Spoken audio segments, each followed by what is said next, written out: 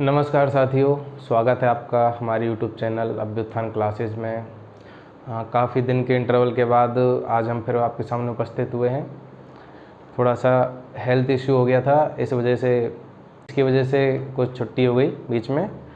तो आज से फिर हमारी कंटिन्यू क्लास होने वाली है, ठीक है। और आज हमारा जो टॉपिक रहेगा, जो हमारा लास्ट में चल रहा था एनर्जी रिसोर्सेज, उसका एनर्जी रिसोर्सेज का सेकंड पार्ट आज होने वाला है, ठीक है। आज अपने एनर्जी रिसोर्सेज वाला टॉपिक कंप्लीट हो जाएगा। उसके बाद में हम पढ़ेंगे ट्रांसपोर्टेशन के बारे में, ठीक है। जो भी हमारे इंडिया में ट्रांसपोर्टेशन सिस्टम है उसका हम पूरा कंप्लीट पढ़ेंगे, ठीक है। तो साथियों, जैसा कि आपको पता है एनटीपीसी एग्ज़ाम जो आरआरबी का है उसकी डेट आ चुकी है और 15 दिसंबर से सीवीटी फर्स्ट एग्ज़ाम स्टार्ट हो जाएंगे, ठीक है। और उससे पहले दिल्ली पुलिस का एग्ज़ाम भी है। तो यानी कि जो और भी एग्ज़ाम्स हैं उनकी भी डेट्स आने वाली हैं। यूपीएसआई की वैकेंसी आ गई हैं, ठीक है। तो आप अपनी तैयारी को कंटिन्यू रखें और हमसे जुड़े रहें, ठीक है। और हमारी जो क्लासेस होती हैं इनके नोट्स आपको डिस्क्रिप्शन में जो लिंक है उस पर अवेलेबल हो जाएंगे, ठीक है। वहाँ से आप लिंक से इनको डाउनलोड कर लें, ठीक है। और हमारी करंट अफेयर्स आपको टेलीग्राम चैनल पे मिल जाती है, आप वहाँ से ले सकते हो, ओके, ठीक है। साथियों, आज का टॉपिक हम स्टार्ट करते हैं। आज का टॉपिक है हमारा ऊर्जा संसाधन, जो एनर्जी रिसोर्सेज में इलेक्ट्रिसिटी पढ़ेंगे आज हम, ठीक है। इलेक्ट्रिसिटी के कौन कौन से स्रोत होते हैं, इलेक्ट्रिसिटी क्या होती है। इलेक्ट्रिसिटी जो हम घरों में यूज़ करते हैं, बिजली, ठीक है, उसको इलेक्ट्रिसिटी कहते हैं। उसके स्रोत क्या क्या होते हैं, वो कैसे बनती है, उस सब का हम अध्ययन करेंगे। टॉपिक वाइज सारी चीज़ें पढ़ेंगे, ठीक है। उसकी क्या क्या प्रोसेस है, कैसे वो बनती है, ठीक है।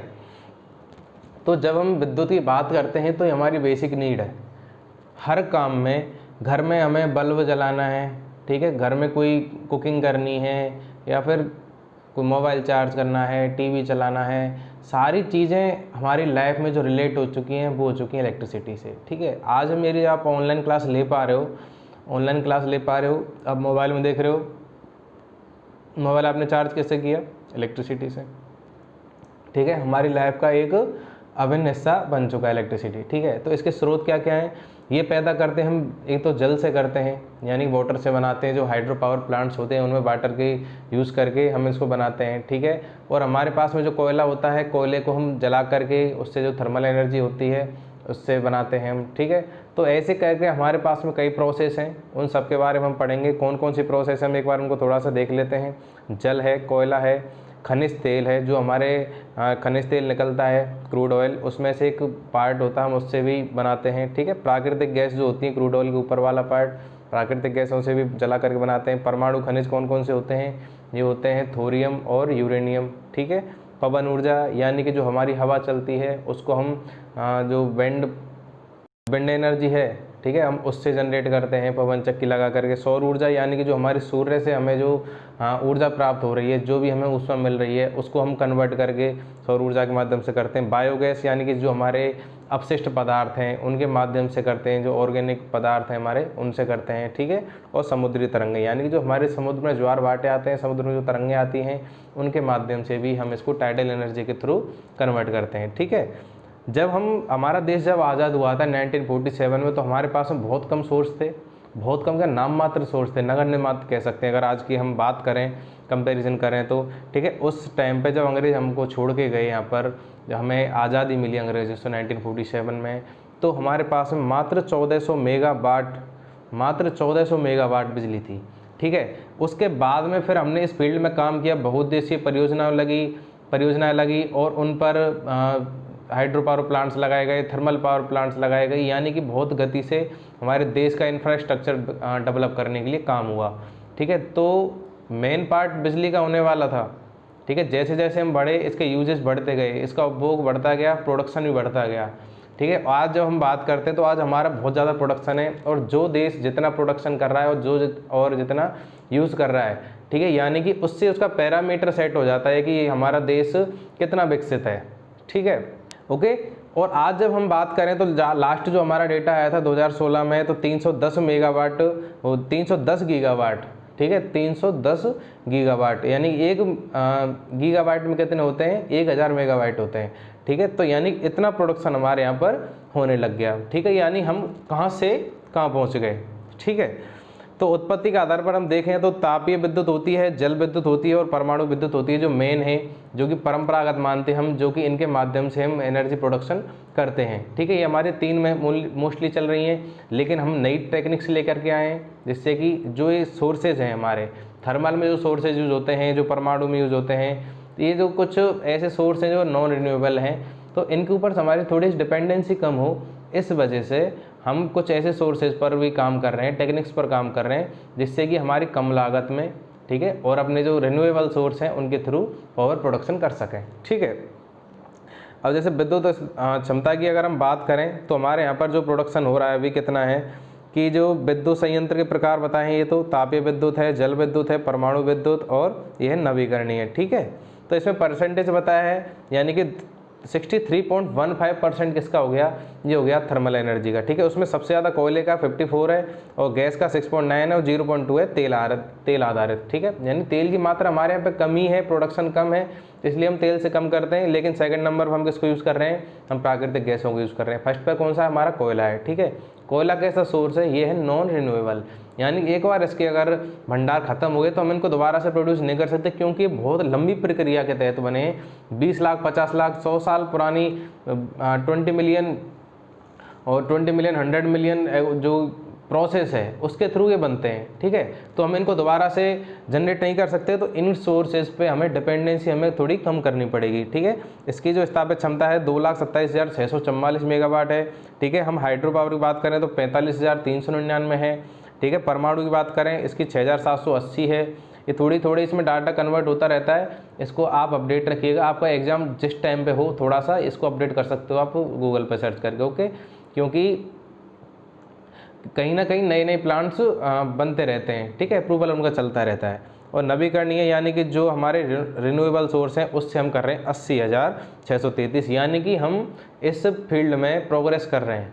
ठीक है,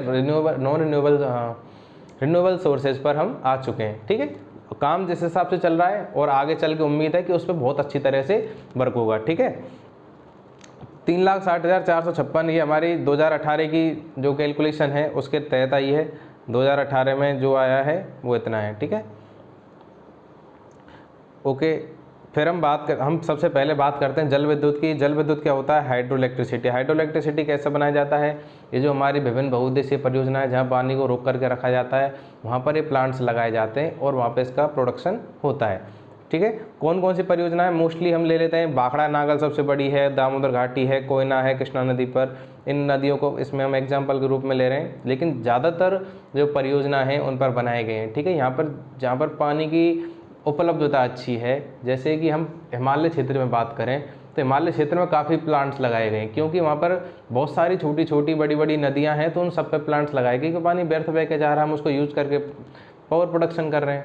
ठीक है, तो जैसा क्षेत्र वैसी वहाँ की ज़रूरतें और उसी हिसाब से वहाँ पर काम किया जाता है। ठीक है, जैसे वहाँ पर पहाड़ी क्षेत्र है, वहाँ पर थर्मल पावर प्लांट्स लगाने के लिए इतनी अनुकूल जगह नहीं है, और वहाँ पर अगर ये काम करते हैं तो हमारे जो ग्लेशियर्स हैं उनको खतरा होता है। तो ये सारी चीज़ें सोच करके काम किए जाते हैं, जो परियोजना बनाई जाती हैं वो सब कुछ सोच के बनाई जाती हैं। तो प्रथम हमारा जल विद्युत संयंत्र लगा 1897 में लगा, कहाँ पर, दार्जिलिंग में लगाया गया अंग्रेजों द्वारा, और 30 किलोवाट का था वो। ठीक है, बहुत छोटा सा प्लांट लगाया गया था। ठीक है, 1902 में कावेरी नदी पर शिव समुद्रम जो है परियोजना उस पर बनाया गया। ठीक है, उसके बाद राष्ट्रीय जल विद्युत निगम की स्थापना कर ली गई 1975 में, और इसके बाद में फिर इस क्षेत्र में बहुत अच्छे लेवल पे काम हुआ। ठीक है, तो एक हम छोटा सा ओवरव्यू लेते हैं, एक पिक है, इसके माध्यम से हम थोड़ा समझते हैं कि काम कैसे होता है। ठीक है, जैसे ये रिजर्वायर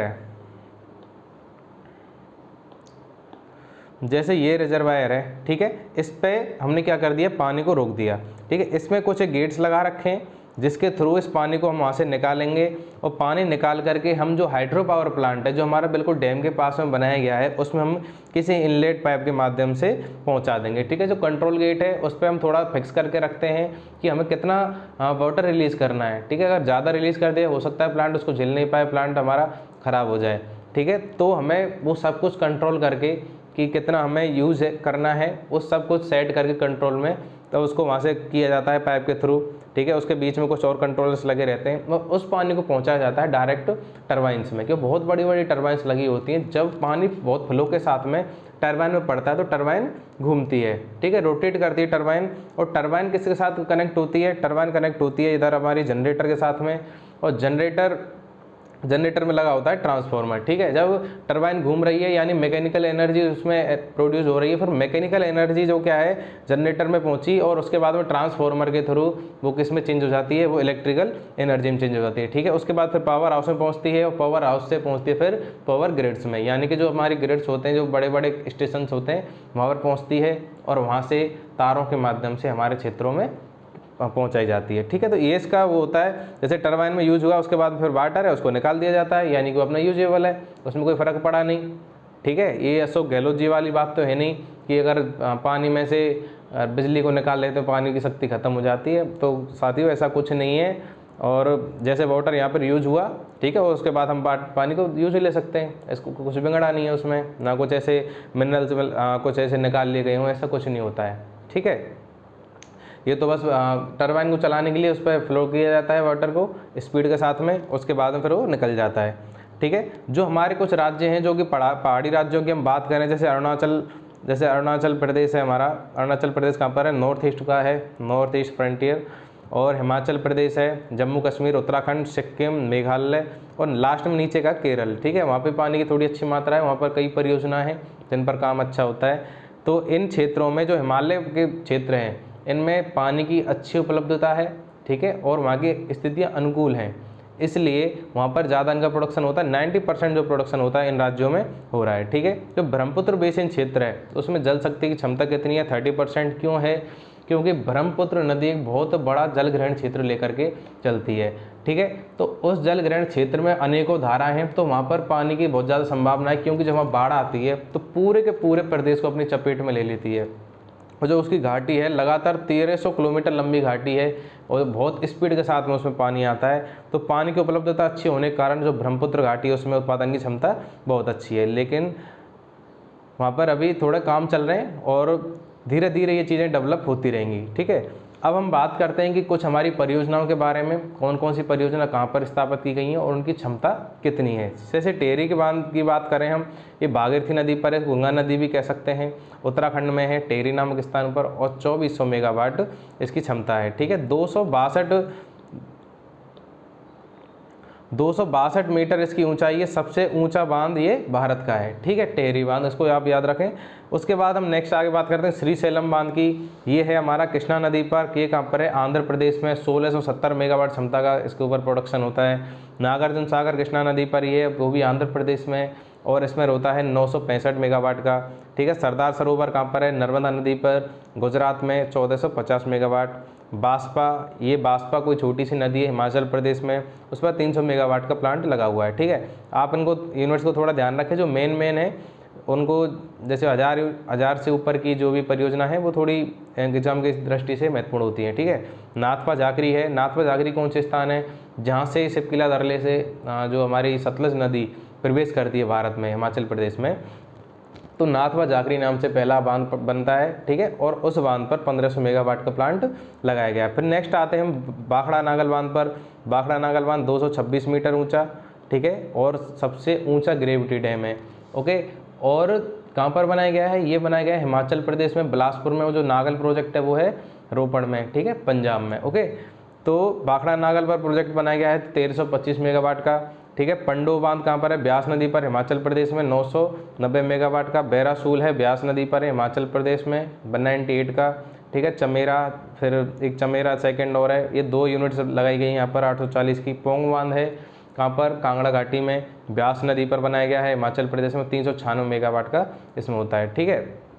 उरी है, उरी में 480 का है, प्लस एक 240 का भी यहाँ बन चुका है, तो टोटल करके 720 मेगावाट का यहाँ पर प्रोडक्शन हो रहा है उरी में, ठीक है। ये किधर है? जम्मू कश्मीर में, रामगंगा नदी की साइड में पड़ता है, सॉरी, ये कहाँ पर है? जम्मू कश्मीर में, ठीक है।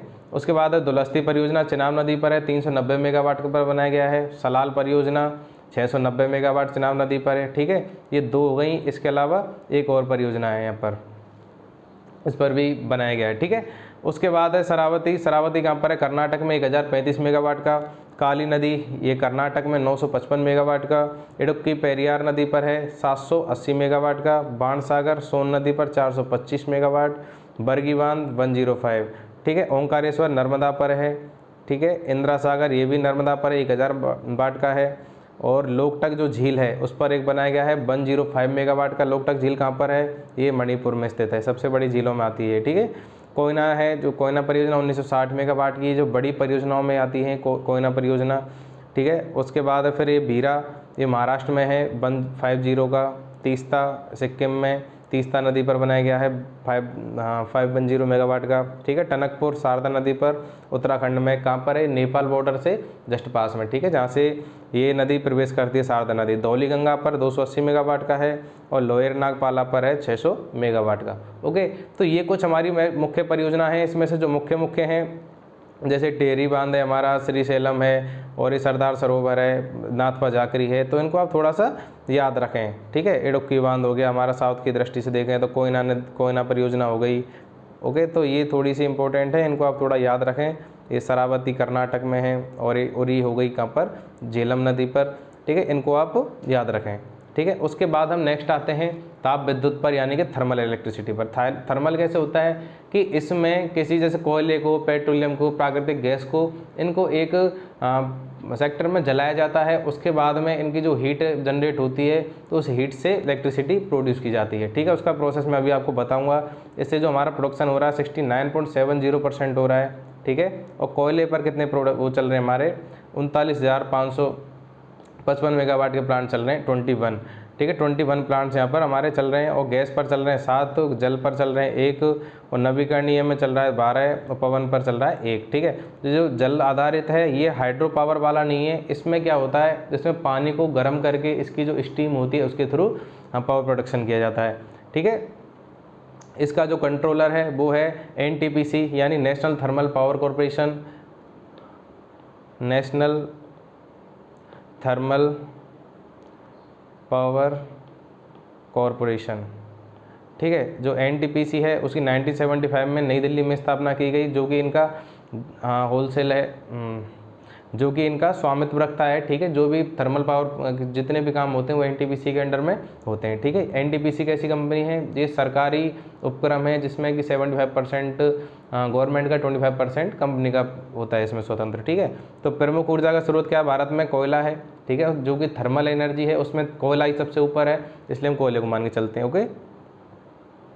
अगर ताप विद्युत उत्पादन की अगर हम बात करें तो सबसे पहले स्थान पर आता है महाराष्ट्र, उसके बाद आता है उत्तर प्रदेश, गुजरात और फिर पश्चिम बंगाल, ठीक है। पहले स्थान पर महाराष्ट्र आता है इसमें। अब इस थोड़ा सा आप डिज़ाइन देख लें, जो कि कोल फायर पावर प्लांट होता है, यानी जो कोयले से यहाँ बिजली बनाई जाती है, उसका थोड़ा सा आप देख लें कि जैसे यहाँ पर एक कोल सप्लाई है अपनी, इसको जो कि एक थोड़ा होता है जिसमें क्लीन करके इस प्रकार से डाला जाता है, बेल्ट के ऊपर चलता है और वहाँ से निकलता जाता है। इसमें कुछ अशुद्धि होती है वो निकल जाती हैं, ठीक है। उसके बाद जैसे इसमें डाला मिल में, इसमें थोड़ा सा रोटेट होकर के पहुंचता है।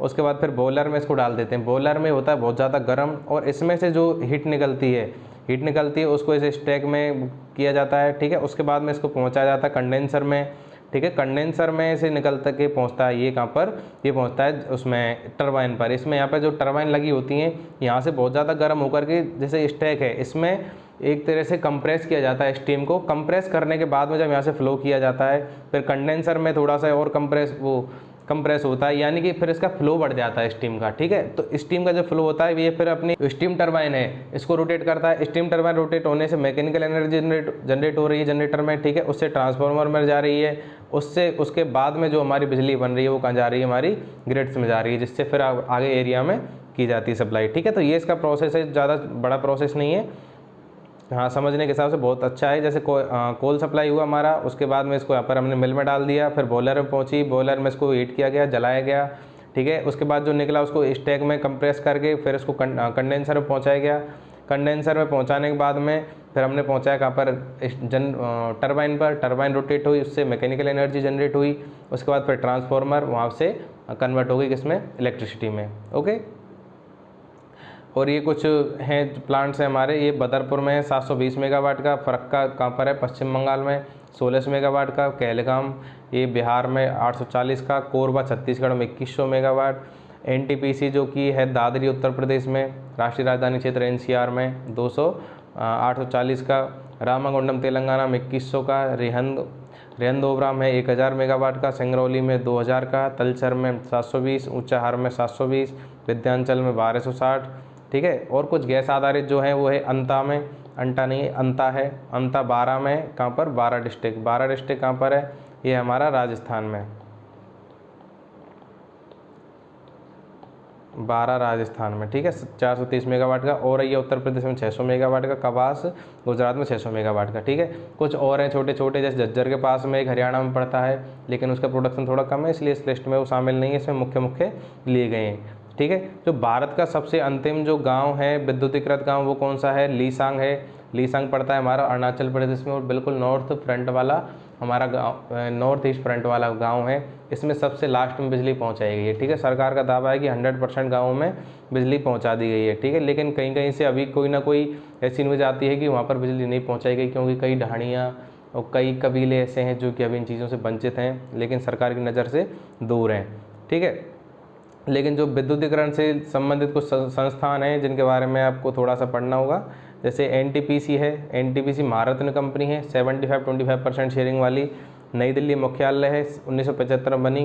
क्या काम है इसका, जो थर्मल पावर के जो होते हैं तापगृह उनको बनाना, उनको साथ में कुछ काम करना, उनका डेवलपमेंट के लिए टाइम पे काम करना। 75% इसका स्वामित्व सरकार के पास होता है, ठीक है। ये एनएचपीसी है, ये मिनी रत्न कंपनी है। इसमें जैसे महारत्न कंपनी 75% हो गया, तो मिनी रत्न पे थोड़ा सा कुछ और होता है, ठीक है। लेकिन महारत्न के लेवल की नहीं होती। 1975 में फरीदाबाद में बनी।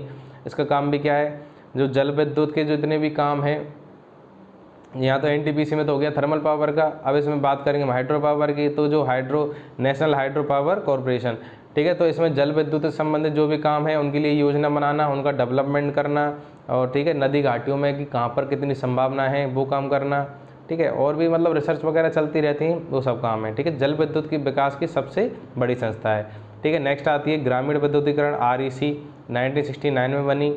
जो गांव में जो योजना है हमारे विद्युतीकरण की, उनको गांव के कोने कोने तक पहुंचाना और उनके लिए फाइनेंस अवेलेबल करवाना, ठीक है, सरकार की ओर से, इसका काम है। उसके बाद भारतीय विद्युत व्यापार, यानी कि इसमें, ठीक है। नेक्स्ट है राष्ट्रीय विद्युत प्रशिक्षण संस्थान, NPTI। NPTI क्या है, NPTI में आता है हमारा जो कि ये ह्यूमन रिसोर्सेज अवेलेबल करवाती है, ठीक है, बिजली विभाग के लिए। यानी जो उनके इंजीनियर्स होते हैं उनको ट्रेन वगैरह करने का काम किसका है, NPTI का। कहाँ पर है, फरीदाबाद में, 1965 में इसकी स्थापना हुई, ओके।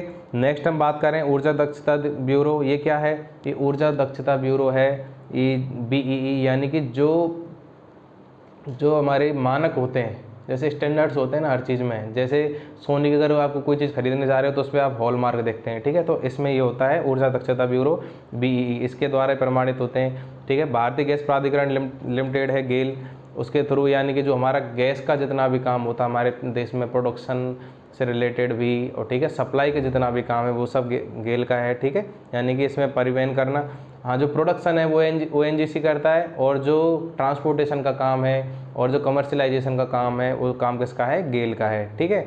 और ONGC है वो प्रोडक्शन का काम कर रहा है, खोज कर रहा है, उसकी रिसर्च कर रहा है। पावर ग्रिड्स हैं, यानी कि जो हमारे पावर ग्रिड से चल रहे हैं बिजली घर, जो बड़े बड़े होते हैं, सब स्टेशंस होते हैं, उनका जो रख रखाव का कार्य और उनके डेवलपमेंट का जो भी कार्य होता है वो इसका होता है PGCIL का, ठीक है। फिर IOCL का काम क्या है, इसका काम तेल शोधन का है, जो रिफाइनरी से जो ऑयल, क्रूड ऑयल निकला उसको रिफाइन करना, ठीक है, उसको ग्राहकों के पास में पहुँचाना, ये सब काम किसके हैं, IOCL के। और एक ऐसे ही ऑल इंडिया लिमिटेड है, जो कच्चे तेल और प्राकृतिक जो गैस हैं उनकी खोज करता है और उनका ट्रांसपोर्टेशन भी करता है, प्रोडक्शन भी करता है, ओके।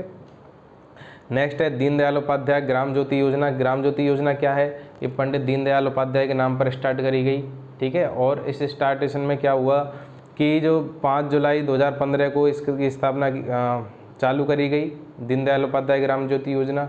और वही चीज़ है, दीनदयाल उपाध्याय कौन थे, जनसंघ के अध्यक्ष थे। 1969 में इनकी हत्या हो गई थी, कहाँ पर, मुगल सराय में। तो इनके नाम पर बीजेपी ने एक योजना बना दी, दीनदयाल उपाध्याय ग्राम ज्योति योजना। इसमें क्या है, जो हमारे ग्रामीण परिवार हैं 2022 तक सारे ग्रामीण परिवारों को विद्युत की आपूर्ति सुनिश्चित करना, इसका काम है। नेक्स्ट हम बात करते हैं परमाणु नाभिकीय ऊर्जा की, यानी न्यूक्लियर एनर्जी की, ठीक है। तापीय ऊर्जा और जो जल विद्युत ऊर्जा है उसके बाद में जो हमारा डिपेंडेंसी है वो किस पर है, वो है परमाणु ऊर्जा पर, यानी कि नॉन रिन्यूएबल सोर्स में आता है। लेकिन जो कि हमारे मेन यूज किए जा रहे हैं कौन सा, तापीय ऊर्जा और जल विद्युत ऊर्जा, इनके बाद में इसका स्थान आता है। ठीक है, इसमें कैसे प्रोडक्शन होता है, इसमें यूरेनियम, थोरियम जैसे कुछ परमाणु जो खनिज हैं उनके थ्रू होता है। ठीक है, और हैवी वाटर से भी होता है। तो 31 जनवरी 2016 का जो डेटा है उसके अकॉर्डिंग 6780 मेगावाट का इसका प्रोडक्शन है, यानी 2% के समथिंग। और लेकिन इसका जो लक्ष्य रखा गया है इसका 27,500 मेगावाट, कब तक का, 2032 तक का इसका लक्ष्य रखा गया है। बहुत अच्छा टारगेट बनाया गया है और इसमें से काफ़ी अचीव कर लिया गया है। ठीक है, मैं भी आपको बताऊँगा। तो ये आपका न्यूक्लियर पावर प्लांट है। न्यूक्लियर पावर प्लांट का आपका थोड़ा सा प्रोसेस मैं आपको बताऊँ तो ये क्या है, जैसे ये हमारी कंट्रोल रोड्स हैं। ठीक है, कंट्रोल रोड्स के नीचे कोर है, तो कोर में क्या होता है, जो कि रोड्स हैं इनमें यूरेनियम और जैसे भरा जाता है। ठीक है, और इनके अंदर इसमें फ्यूजन की प्रोसेस होती है, यूरेनियम की फ्यूजन की, उससे क्या बाहर उसके चारों तरफ हीट जनरेट हो जाती है और ये जो प्रेशर वासल यहाँ पर लगे होते हैं इसके थ्रू आगे निकल के जाती है। ठीक है, इधर से हमारा वाटर इसमें आता है। ठीक है, वाटर आता है इसमें, जो कि क्या काम करता है, इसके ठंडा करने का काम करता है। यहाँ पर इसकी थोड़ी सी यहाँ पर ठंडा करने का काम करता है। ये पहले तो इसमें पहुँचता है, यहाँ से निकल करके इधर पहुँचा और इस जगह पर ये पहुँच जाता वाटर पंप के थ्रू प्रेशर में। इधर से इसकी हीट आ रही है। ठीक है, ये थोड़ा सा यहाँ पर मिक्सअप होता है। उसके बाद में फिर यहाँ से निकल के स्टीम जाती है। स्टीम कहाँ पर पहुँचती है, टरबाइन पर। ठीक है, और टरबाइन को क्या करती है, टरबाइन को इलेक्ट्रिक जनरेटर में पहुंचाती है। टरबाइन यानी कि जो मैकेनिकल एनर्जी जनरेट हुई उससे इलेक्ट्रिक में पहुंची, उसके बाद फिर ट्रांसमिशन में पहुंच गई। लेकिन यहाँ से जो रिलीज हुई है, जो स्टीम टरबाइन को फ्लो रोटेट करने के बाद में जो रिलीज हुई है वो कहाँ पर पहुंची, इसमें पहुंची, इसका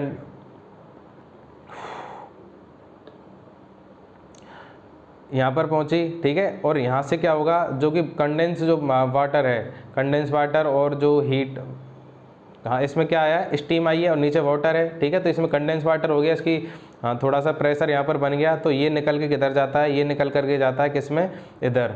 ठीक है, यानी कि जो बाहर धुआं निकलेगा वो इस वाले फील्ड में पहुँचता है। इसमें से क्या होता है, जो स्टीम है यानी कि जो भी पानी में गर्माई है, ठीक है, वो स्टीम के थ्रू यहाँ से बाहर निकल जाती है। इसमें क्या होता है, नॉन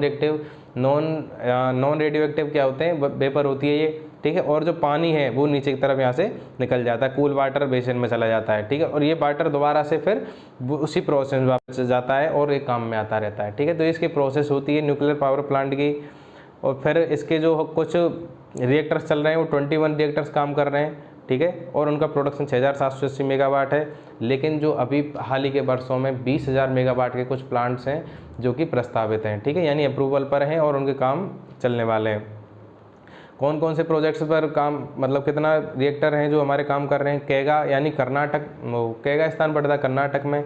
अगर 220 के 4 रिएक्टर्स लगे हुए हैं और 80 मेगावाट का प्रोडक्शन कर रहे हैं। काकरापार कहाँ पर है, गुजरात में 220 के 2 लगे हुए हैं, 440 मेगावाट कर रहे हैं। कलपक्कम में 440 है। नरोरा उत्तर प्रदेश में 440 है। रावत वाटा में होता है हैवी वाटर से, यानी उसमें 100 का 1 है, 220 के 4 हैं और 200 का 1 है, यानी टोटल 1180 मेगावाट का प्रोडक्शन यहाँ पर होता है। सबसे बड़े जो प्लांट्स हैं उनमें तीसरे स्थान पर ही आता है।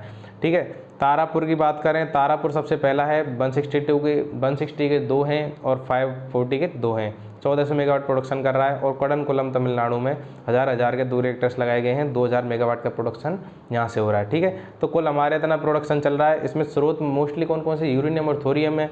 सबसे सर्वाधिक जो डिपेंडेंसी है उसमें भी यूरेनियम पर है।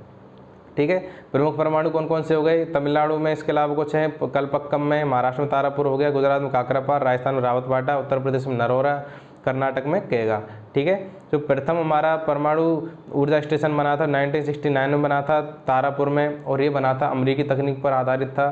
ठीक है, अमेरिका के सहयोग से बना था। और एक बनाया गया हमारा जो कि प्रेशराइज्ड हैवी वाटर रिएक्टर,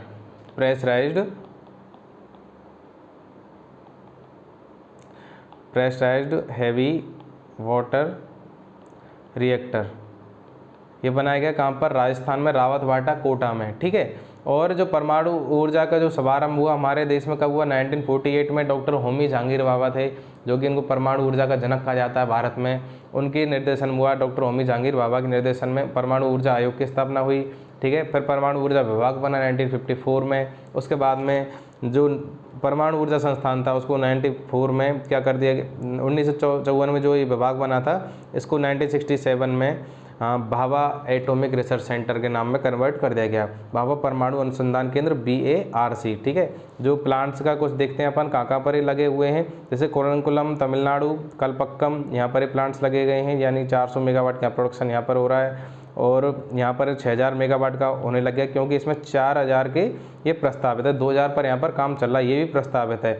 ये आप डॉट्स को देखोगे यानी कि इन पर काम चल रहा है, ठीक है। केगा में पहले कौन कौन से थे, पेगा में यहाँ पर 1400 मेगावाट के चल रहे थे, और फिर बाद में कितना हो गया यहाँ पे 880 के और बन रहे हैं, ठीक है। तो ऐसे करके जैतापुर में भी है, इस पर यहाँ पर काम चल रहा है, छः बन रहे हैं 1650 मेगावाट के, ठीक है। इधर ये नरोरा हो गया, ये फतेहाबाद सिरसा हरियाणा, इधर रावत भाटा है अपना, ठीक है। इसमें भी कुछ हैं, काकरापार, यानी कि जो भी चल रहे हैं उनमें भी प्रस्तावित है, वहाँ भी प्लांट्स लगाए जा रहे हैं। मीठी वृद्धि है यहाँ पर अपना गुजरात में, इस पर भी काम चल रहा है। तारापुर में 540 पे कुछ काम चल रहा है, ठीक है। तो ऐसे करके यहाँ पर काफ़ी हैं। पश्चिम बंगाल में हरिपुर है जिसमें 6000 मेगावाट का काम चल रहा है, यानी 20,700 के समथिंग मेगावाट प्रोडक्शन पर काम चल रहे हैं इस टाइम देश में, ठीक है। BARC कब बना, 1967 में, और 1987 में एक और संस्था बनी, उसको भारतीय परमाणु आयोग लिमिटेड 1987 में, ठीक है।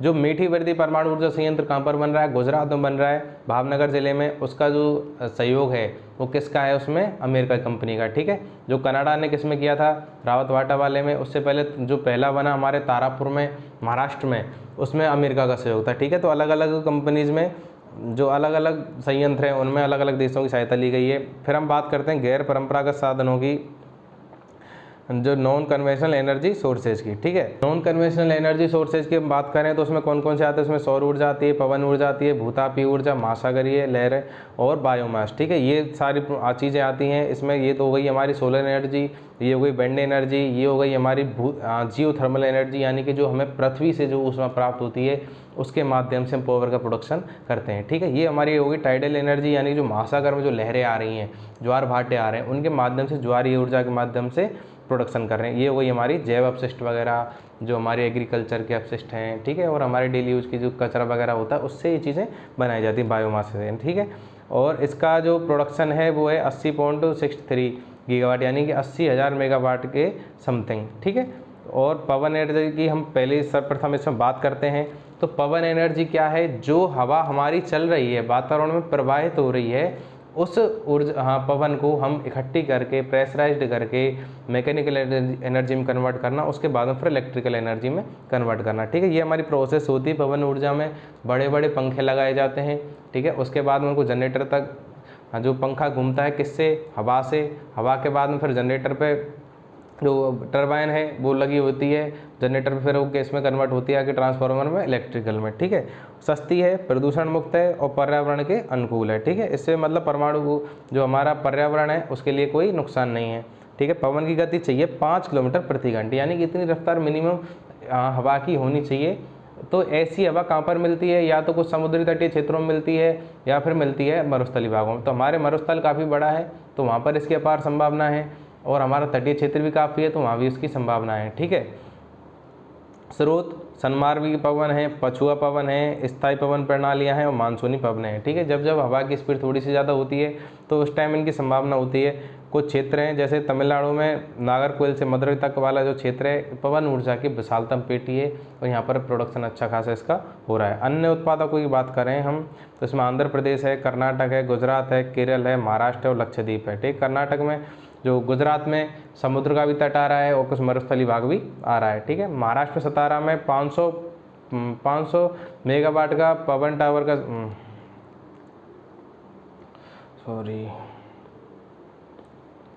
सतारा जो है हमारा कहाँ पर, ये सतारा है महाराष्ट्र में, और 500 वहाँ पर टावर्स लगाए गए हैं, ठीक है, यानी विंड टावर लगाए गए हैं। भारत से पहले इसके मतलब जो और उत्पादक देश हैं वो कौन कौन से हैं, चाइना है, संयुक्त राज्य अमेरिका है और जर्मनी है, ठीक है। ये 3 देश जो हैं वो हमारे भारत से पहले आते हैं, उसके बाद में भारत का स्थान है। भारत में इसकी जो क्षमता है जो कि है 35,000 मेगावाट के समथिंग, ठीक है। तमिलनाडु अभी इसमें कर रहा है, ऊर्जा उत्पादन क्षमता तमिलनाडु में है 8,631, गुजरात में 5,955, महाराष्ट्र में 47,4788, कर्नाटक में है 4682 और राजस्थान में 4299 मेगावाट, ठीक है। ये तो हमारी उत्पादन क्षमता है राज्यों की। अब इसको आप थोड़ा सा देखें इस डायग्राम के माध्यम से, इसमें कैसे प्रोडक्शन होता है, ठीक है। जैसे ये हमारी पवन चक्की लगी हुई हैं, ठीक है। पवन चक्की लगी हुई है, बहुत ऊंची ऊंची होती हैं और बहुत बड़े बड़े पंखे में लगे होते हैं। जो हवा की थोड़ी स्पीड होती है उससे पंखे घूमते हैं, ठीक है। जब ये थोड़े से नीचे, हाँ ये वाला प्रोसेस आप देख लीजिए, जैसे ये पंखा लगा हुआ है इसके अंदर का प्रोसेस है, जैसे ब्लेड्स लगे हुए हैं, ठीक है। इसमें ये पिच सिस्टम है अंदर, उसके अंदर फिर शाफ्ट लगी हुई हैं, गियर्स लगे हुए हैं, ठीक है। तो इनसे क्या होता है, जैसे नीचे मोटर वगैरह लगी, जैसे पंखा घूमता है तो सारी चीज़ें अंदर रोटेट करती हैं। जैसे अपने फ़ैन होता है, फ़ैन का सा इसका पूरा सिस्टम है और इसमें ही जनरेटर लगा होता है, ठीक है। ये जो शाफ्ट वगैरह जो हमारी घूमती हैं तो ये जनरेटर से कनेक्ट होती हैं इधर, यहाँ पर इस जगह पर, ठीक है। गियर बॉक्स है हमारा, जैसे शाफ्ट से जुड़ा हुआ है गियर बॉक्स, ये गियर बॉक्स है और ये नीचे इसमें कनेक्ट है, ठीक है। जनरेटर में इसकी पावर पहुंची, मैकेनिकल एनर्जी पहुंची, उसके बाद फिर कंट्रोलर में ये जो ट्रांसफार्मर हैं इसके, वहाँ से किस में पहुंच जाती है, ये एनेमोमीटर में, ठीक है। वहाँ पर इसको चेंज कर दिया जाता है। तो ये इसका प्रोसेस है छोटा सा, ठीक है। भारत में जो 7600 किलोमीटर लंबा विशाल समुद्र तट है, उसमें अपतटीय पवन ऊर्जा की क्षमता के प्रयोग के लिए अपतटीय पवन ऊर्जा नीति सरकार ने कब घोषित करी, 2015 में घोषित करी, क्योंकि भारत में बहुत लंबा समुद्र तट है और उसमें जो एक्सक्लूसिव इकोनॉमिक जोन है, ठीक है, उसमें इसकी बहुत संभावना है। नेक्स्ट हम बात करते हैं सौर ऊर्जा की। सौर ऊर्जा की हम बात करते हैं तो ये कभी समाप्त न होने वाली ऊर्जा है और प्रदूषण मुक्त ऊर्जा है, ठीक है। इससे कोई प्रदूषण नहीं हो रहा और ये बिना किसी खर्चे की ऊर्जा हमें मिल रही है डायरेक्ट ही, ठीक है, क्योंकि ये सनलाइट से मिल रही है और सनलाइट ऐसी चीज़ है ये कभी ख़त्म ही नहीं हो सकती, ठीक है। जब तक सूर्य है तब तक हम जिंदा हैं, हमारे संसार है, हमारा ब्रह्मांड है, ठीक है। क्योंकि सबसे बड़ा ग्रह एक तरीके से हम माने तो सूर्य ही है, ठीक है। सबको एनर्जी देने वाला वही है। एनर्जी का एकमात्र सोर्स पूरे ब्रह्मांड में कौन सा है, सूर्य। उससे हमें ये ऊर्जा प्राप्त हो रही है, इसको हम कन्वर्ट कर लेते हैं फिर इलेक्ट्रिसिटी में। तो इसका एक प्रोसेस क्या है वो बताता हूँ मैं अभी आपको। तो कभी समाप्त न होने वाली ऊर्जा है, रिन्यूएबल है, ठीक है। और पृथ्वी पर सौर ऊर्जा की औसत मात्रा है वो 1353 किलोवाट प्रति वर्ग मीटर, यानी कि 1 वर्ग मीटर क्षेत्र की हम बात करें तो 1 वर्ग मीटर क्षेत्र से हम छोटे से क्षेत्र से, यानी 3x3 का अगर हम कोई एरिया लें तो उसमें 1353 किलोवाट का प्रोडक्शन हम कर सकते हैं। इसकी इतनी ज़्यादा संभावना है और फ्री की हमें चीज़ अवेलेबल हो रही है, इसमें किसी कच्चे माल की आवश्यकता नहीं है, ठीक है। इसके दो प्रभावी उपक्रम है, एक तो होता है फोटोवोल्टेइक और होता है सौर ताप। ये दो तरीके इसमें यूज करे जाते हैं और इसकी सर्वाधिक संभावना है गुजरात और राजस्थान में, क्योंकि मरुस्थल वाला क्षेत्र है, गर्मी ज़्यादा पड़ती है तो वहाँ पर और काफ़ी अनुकूल स्थान है इसको लगाने के लिए, बड़े बड़े स्थानों की आवश्यकता होती है, ठीक है। इसका जो प्रोडक्शन है वही हमारा हो रहा है वो 25,212 मेगावाट का हो रहा है, ठीक है। हम बात करें फोटोवोल्टेइक की तो उसमें क्या होता है, एक सोलर पैनल लिया जाता है। सोलर पैनल पर ये जो किरणें होती हैं हमारे सूर्य की रेज गिरती हैं, ठीक है। वो क्या होता है, जो कंट्रोलर होता है उसको चार्ज करती हैं, उससे करके फिर हमारे बैटरी बैकअप में पहुंचती हैं, ठीक है। बैटरी बैकअप जो है तो डीसी यहाँ पर पहुंचती है हमारी डीसी, क्योंकि यहाँ पर तो डायरेक्ट करंट आया था, क्योंकि फोटोवोल्टेइक सेल से यहाँ पर हमने कंट्रोलर चार्ज हो, उसके बाद बैटरी में पहुँचा, यहाँ डायरेक्ट करंट हमें मिला। डायरेक्ट करंट को हम क्या करेंगे, अल्टरनेटिव करंट में चेंज करेंगे जो कि हमारे घरों में जाता है, ठीक है। उससे फिर मीटर पहुँचेगा, मीटर से कहाँ जाएगा, इलेक्ट्रिक ग्रिड्स में पहुँचेगा, ठीक है, इधर भी पहुँच जाता है अपना, ठीक है। तो ऐसे करके, क्योंकि इधर इसलिए डायरेक्ट बताया मैंने क्योंकि ये घरों पे भी लगा सकते हैं, घर की छत पे भी लगा सकते हैं, खेतों में लगा सकते हैं, इसको कहीं पे भी आप सेट कर सकते हो, ठीक है। और इसके लिए सरकार मतलब कुछ ना कुछ स्कीम्स निकालती रहती है क्योंकि इसका थोड़ा सा प्रोडक्शन बढ़े और चीज़ों पर डिपेंडेंसी कम हो, ओके। देश का पहला जो सोलर पावर स्टेशन लगाया गया जैसलमेर के नोक में लगाया गया, 50 मेगावाट का प्लांट स्थापित किया गया। भारत विश्व का जो पहला ऐसा देश होगा जो विद्युत का क्या करेगा, जो कि सोलर एनर्जी है उसका क्या करेगा, वाणिज्यिक उत्पादन करेगा, यानी कि जो कॉमर्शियलाइजेशन करेगा, यानी कि जो इससे प्रोडक्शन होगा उसको ग्रिड्स के माध्यम से गाँव में सप्लाई किया जाएगा, शहरों में सप्लाई किया जाएगा और जो इंडस्ट्रीज है उन तक पहुँचाया जाएगा, ठीक है।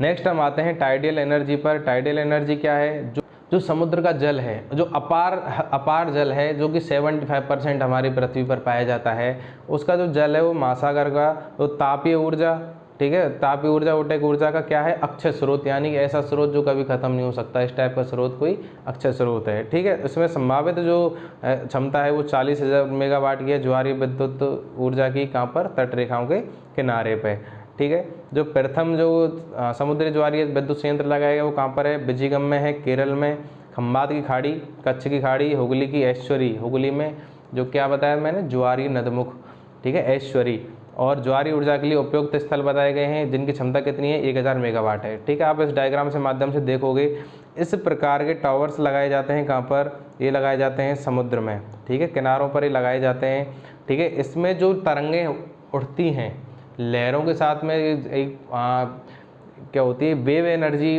प्रोड्यूस होती है, तो उस वेव एनर्जी के माध्यम से ये पंखे चलते हैं, ठीक है। इनके अंदर शाफ्ट लगी होती हैं और शाफ्ट के बाद में इधर से ये एक इस प्रकार से कनेक्ट होते हैं और ये आगे संयंत्र जो लगा होता है, जनरेटर लगा होता है जहाँ जो कि कन्वर्ट करता है इस एनर्जी को, जो हमें विंड एनर्जी मिली, ठीक है, इसको मैकेनिकल में यहाँ से कन्वर्ट करके इधर ट्रांसफ़र कर दिया, उसके बाद में फिर ये इलेक्ट्रिसिटी में कन्वर्ट हो जाती है जनरेटर्स के माध्यम से, ठीक है। तो विश्व का जो पहला ज्वारीय ऊर्जा स्टेशन है वो कहाँ पर है, फ्रांस में बनाया गया है।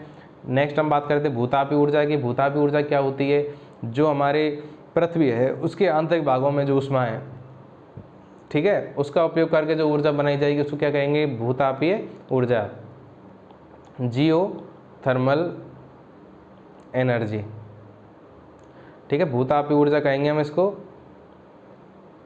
तो पृथ्वी के गर्भ में क्या क्या चीज़ होती हैं, गर्म मैग्मा होता है, यानी कि जो ज्वालामुखी कहाँ से निकलते हैं, पृथ्वी में ही तो होता है हमारी में, ठीक है। तो गर्म मैग्मा भरा होता है, उससे भी एनर्जी प्रोड्यूस होती रहती है पृथ्वी में, कि जितना इसमें अपन नीचे जाएंगे तो इसमें जितनी ज़्यादा हीट हमें मिलती रहेगी, ठीक है। गर्म जल के जो प्राकृतिक स्रोत हैं, जो झरने हैं कुछ, उनसे भी हम भूतापीय ऊर्जा को यूज कर सकते हैं, ठीक है। कभी कभी क्या है, भू सतह पर भी गर्म जल अवेलेबल होता है झरनों के रूप में, तो ये जैसे इसकी प्रोसेस है, जैसे अंदर ये मैग्मा वगैरह कुछ चीज़ गर्म चीज़ भरी हुई है।